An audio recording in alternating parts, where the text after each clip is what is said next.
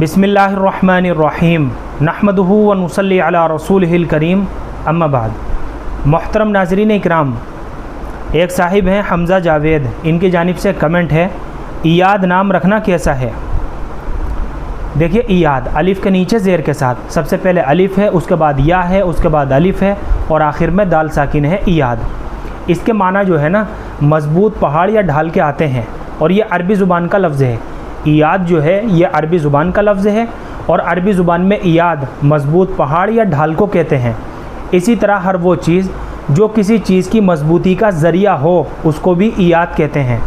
इसी तरीके से अरब के बहुत सारे कबीले हैं, मशहूर कबीले, उन कबीलों में से एक कबीले का नाम भी ईयाद है या फिर एक कबीले की शाख का नाम है।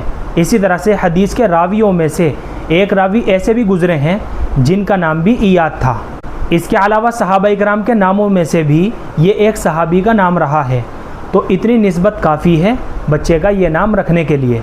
जहाँ सहाबा सहाबियात के नाम आते हैं वहाँ माना की तरफ नज़र करने की भी ज़रूरत नहीं होती है, बस उनका नाम होना ही निस्बत और बरकत के लिए काफ़ी होता है। तो ये एक सहाबी का नाम है, लिहाजा बच्चे का ईयाद नाम रखना बाइस बरकत होगा और नेक फाली के तौर पर इंशाअल्लाह इस नाम के असरात बच्चे की ज़िंदगी के ऊपर भी पड़ेंगे। और इसके माना भी काफ़ी शानदार है। चुनाचे ईयाद नाम के माना आते हैं मज़बूत पहाड़ या ढाल। लिहाजा बिला डाउट और बिला तरद्दुद हम अपने बच्चे का ईयाद नाम रख सकते हैं, बल्कि सहाबा इकराम के नामों में से अपने बच्चों के नामों का इंतखाब करना ये नाम रखने का अफजल तरीक़ा भी है। उम्मीद करता हूँ कि आपको अच्छी तरह समझ में आ गया होगा। अल्लाह हम सबको सुन्नत और शरीयत पर पाबंद फरमाए। फ़क़त वल्लाहु आलम।